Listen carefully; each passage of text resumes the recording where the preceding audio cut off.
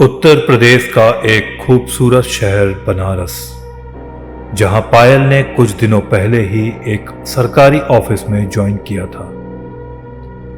बहुत कोशिशों के बाद आज उसे सरकारी क्वार्टर मिला था। शहर से दूर एक शांत एरिया में एक छोटा सा पुराना क्वार्टर। वैसे तो उसके आसपास ऐसे बहुत से क्वार्टर थे, लेकिन शाम ढलने के कुछ देर बाद ही ये एरिया काफी सुनसान हो जाता था। पायल का आज उस घर में पहला दिन था।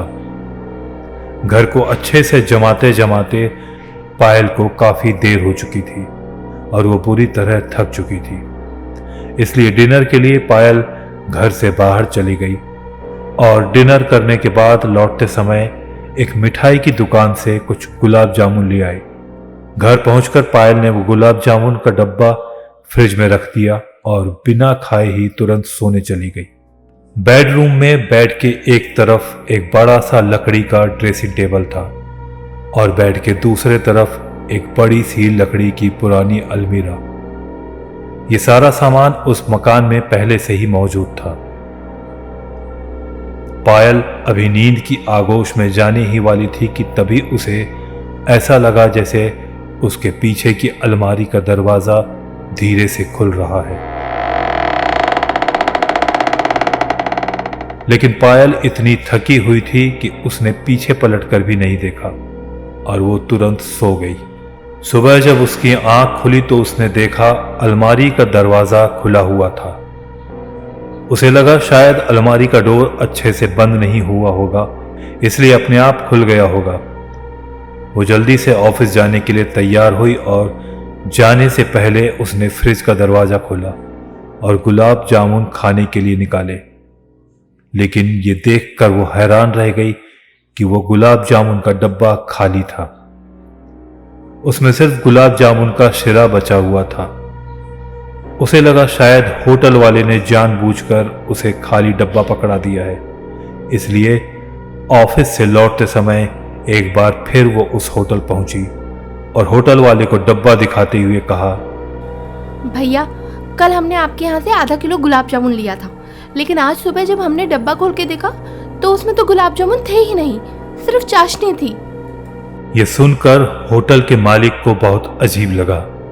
अरे ऐसे कैसे हो सकता है मैडम, हम खाली डब्बा क्यों देंगे आपको? तो आधा किलो गुलाब जामुन के लिए हम भी आपसे झूठ तो नहीं कहेंगे।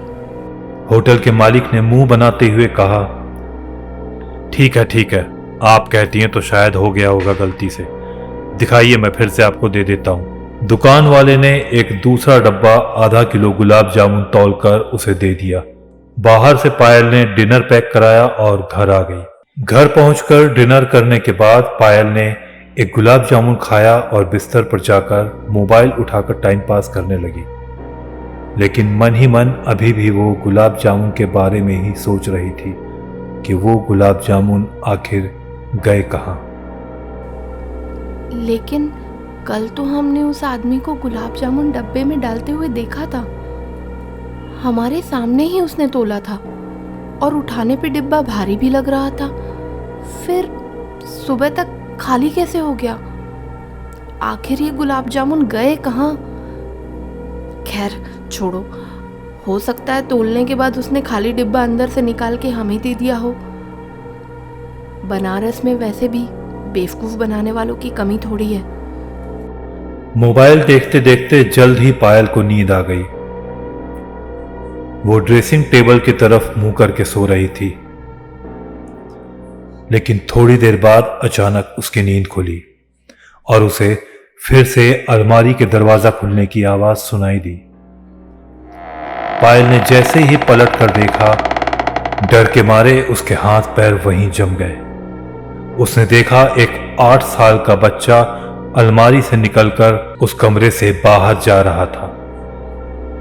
उस बच्चे ने गंदे से कपड़े पहने हुए थे।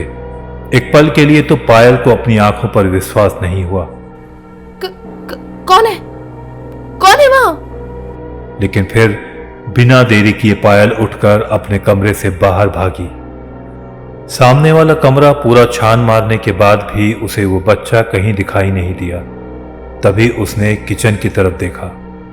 किचन में फ्रिज का दरवाजा खुला हुआ था, लेकिन उसे वहां कोई भी दिखाई नहीं दे रहा था। कौन है वहां? बाहर आओ। पायल डरते हुए धीरे धीरे किचन की तरफ बढ़ने लगी। उसने डरते हुए एक बार फिर से चिल्लाकर कहा, देखो, चुपचाप बाहर आ जाओ। हम वादा करते हैं, हम तुम्हें कुछ नहीं करेंगे। अभी कुछ कदम ही वो आगे बढ़ी थी कि फ्रिज के डोर की आड़ से एक बच्चे ने झांकते हुए बड़े अजीब तरीके से मुस्कुराया और वो बच्चा तेजी से दौड़ता हुआ पायल की तरफ बढ़ने लगा। पायल बुरी तरह घबरा गई, लेकिन इससे पहले कि वो कुछ कर पाती, उस बच्चे ने पायल के ऊपर छलांग लगा दी। पायल घबरा कर पीछे हटी, लेकिन लड़खड़ा कर जमीन पर गिर गई और सर जमीन से टकराने के कारण वो वहीं बेहोश हो गई। जब उसे होश आया तो देखा सुबह हो चुकी थी और वो वहीं जमीन पर पड़ी हुई थी। होश में आते ही पायल ने उस बच्चे को पूरे घर में ढूंढना शुरू किया, लेकिन वो बच्चा कहीं दिखाई नहीं दिया। पायल ने फ्रिज खोलकर देखा तो उस गुलाब जामुन के डब्बे से कुछ गुलाब जामुन गायब थे। घर का दरवाजा अंदर से बंद था, इसलिए ये तो निश्चित था कि वो बच्चा उस घर में ही था, लेकिन कहां पता नहीं। पायल इसी सोच में डूबी हुई थी कि आखिर वो बच्चा गया कहां। तभी उसकी नजर घड़ी पर पड़ी। वो ऑफिस के लिए ऑलरेडी लेट हो चुकी थी, इसलिए वो तुरंत उठी और तैयार होकर ऑफिस के लिए निकल गई।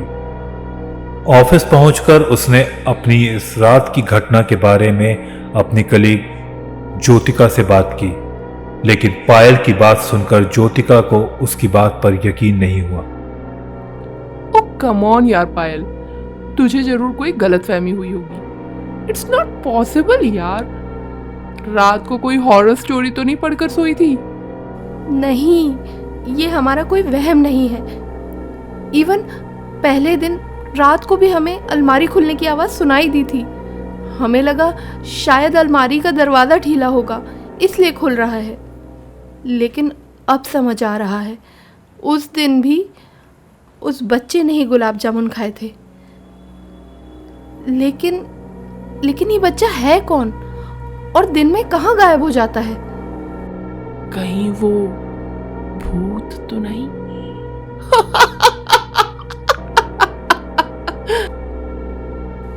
तुम रहने दो ज्योति, हमें पता था कि कोई हमारी बात पर विश्वास नहीं करेगा।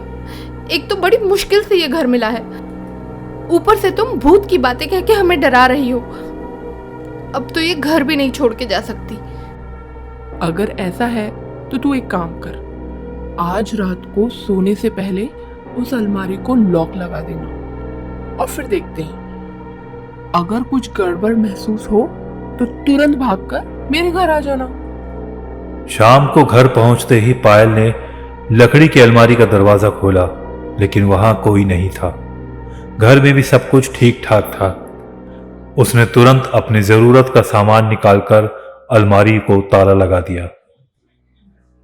लेकिन जैसे जैसे रात होती जा रही थी, पायल के दिल की धड़कनें बढ़ती जा रही थी। करवटें बदलते बदलते आधी रात बीत चुकी थी और पायल की आंखें नींद के कारण बंद होने लगी थी कि तभी उसे किसी के खटखटाने की आवाज सुनाई दी। वो दबे पांव से अलमारी के पास गई। यह आवाज अलमारी के अंदर से ही आ रही थी। जैसे ही पायल अलमारी के पास पहुंची, वो धीरे धीरे खटखटाने की आवाज दरवाजे को जोर जोर से पीटने में बदल गई। कौन है अंदर? आखिर चाहते क्या हो तुम? अंदर से कोई जवाब नहीं आया, लेकिन अंदर से कोई लगातार दरवाजे को पीट रहा था, जो शायद अलमारी से बाहर आना चाहता था। पायल को लगा कि अगर दरवाजा जल्दी से नहीं खोला तो वह अलमारी के दरवाजे को तोड़ देगा। उसने डरते हुए ताला खोला और अपने कांपते हुए हाथों से धीरे से उसने दरवाजा खोला। अंदर एक 7-8 साल का बच्चा बैठा हुआ था, जो गुस्से से पायल को घूर रहा था। उसका चेहरा बिल्कुल सफेद था और एक पल के लिए डर के मारे पायल के हाथ पैर वहीं जम गए। कौन हो तुम? उस बच्चे ने पायल का कोई जवाब नहीं दिया, बल्कि गुस्से से चिल्लाते हुए उसके ऊपर कूद गया और पायल लड़खड़ा कर बिस्तर पर गिर गई। वो छटपटाती रही, लेकिन वो बच्चा पायल के ऊपर चढ़ा रहा और गुस्से से उसका गला दबाने की कोशिश कर रहा था। पायल लगातार अपने आप को छुड़ाने की कोशिश कर रही थी, लेकिन उस बच्चे की ताकत के आगे वो कुछ नहीं कर पा रही थी और अपने आप को छुड़ाते छुड़ाते थक कर वो बेहोश हो गई। जब उसकी आंख खुली तो देखा घर पूरी तरह अस्त व्यस्त पड़ा हुआ था और अलमारी के सारे कपड़े बाहर बिखरे हुए थे। फ्रिज का सामान भी सारा घर में बिखरा हुआ था। कहीं कहीं दीवारों पर भी खाना लगा हुआ था, जैसे किसी ने गुस्से में सारा घर अस्त व्यस्त कर दिया हो। घर को उसी हालत में छोड़कर पायल थोड़ी देर बाद ही ऑफिस पहुंच चुकी थी, लेकिन उसका बिहेवियर ऑफिस वालों को काफी बदला बदला लग रहा था। ऑफिस में जैसे ही ज्योतिका की नजर पायल पर पड़ी, ज्योतिका जल्दी से पायल के पास गई और उसने उससे धीरे से पूछा, ओए पायल, तुझे कल वो बच्चा दिखा था? लेकिन पायल ने बड़े अनजान होकर ज्योतिका से सवाल किया। बच्चा? कौन सा बच्चा?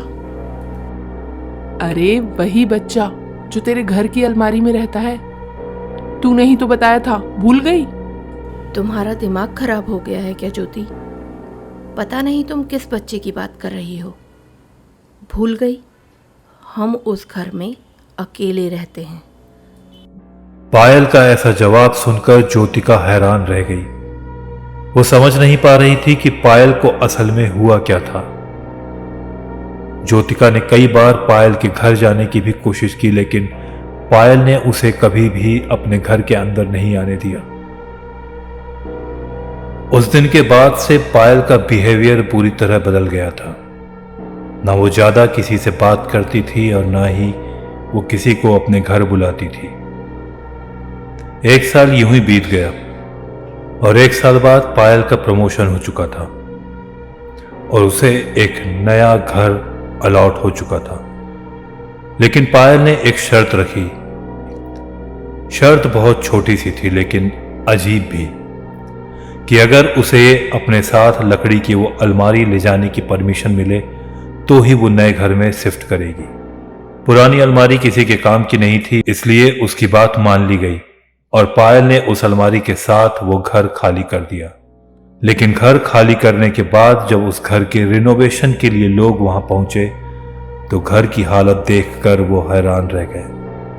घर की हालत देखकर ऐसा लग रहा था जैसे वो सालों से खाली पड़ा हो।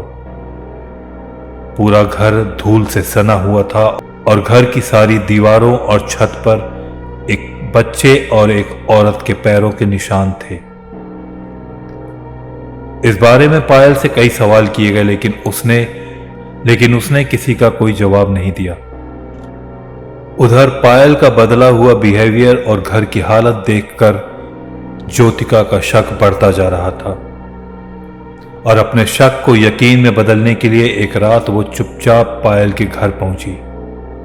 घर के सारे दरवाजे और खिड़कियां बंद थी और चारों तरफ सन्नाटा पसरा हुआ था। ज्योतिका ने बेडरूम की खिड़की के छोटे से दरार से अंदर देखने की कोशिश की, लेकिन अंदर कोई दिखाई नहीं दे रहा था। ज्योतिका ड्राइंग रूम के पास गई और बंद खिड़की के एक दरार से अंदर देखने की कोशिश की और जैसे ही उसकी नजर घर के अंदर पड़ी, डर के मारे उसके हाथ पैर फूल गए। उसने देखा पायल घर की दीवारों और छत पर एक छिपकली की तरह रेंग रही थी और वो किसी से बात कर रही थी, लेकिन उसके साथ वहां कोई भी नहीं था। डर के मारे ज्योतिका के मुंह से आवाज निकल गई।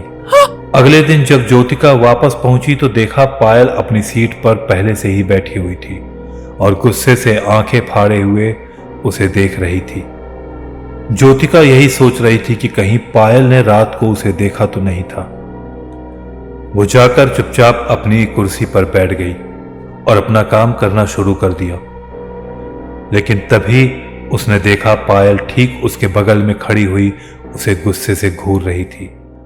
पायल ने धीरे से उसके कान के पास आकर कहा, दोबारा अगर हमारे घर में झांकने की कोशिश की ना तू जिंदा नहीं बचोगी, समझी? ज्योतिका इतनी बुरी तरह डर गई थी कि उसने दोबारा कभी पायल के घर की तरफ आंख उठाकर नहीं देखा और ना ही बात उसने किसी को बताई। समय बीतता गया और पायल कुछ सालों बाद वो घर और वो शहर छोड़कर हमेशा के लिए वहां से चली गई। लेकिन जाते जाते वो अपने साथ वो लकड़ी की पुरानी अलमारी को भी ले गई और जब उसने वो दूसरा घर खाली किया तब भी उस घर की हालत वैसी ही थी। दीवारों और छत पर एक बच्चे और एक औरत के पैरों के निशान और सारा घर धूल से सना हुआ। सारी दीवारों पर जाले लगे हुए। इस घटना को कई साल बीत चुके हैं। पायल अब रिटायर हो चुकी है। रिटायर होने के बाद वो अपने होम टाउन इलाहाबाद लौट गई, लेकिन उस अलमारी के साथ। वो आज भी अपने घर में अकेली रहती है और आस पड़ोस के लोग कहते हैं कि उसके घर में कोई भी आता जाता नहीं है। लेकिन हाँ, रात को किसी बच्चे और औरत के हंसने की आवाज उनके घर से हमेशा आती है।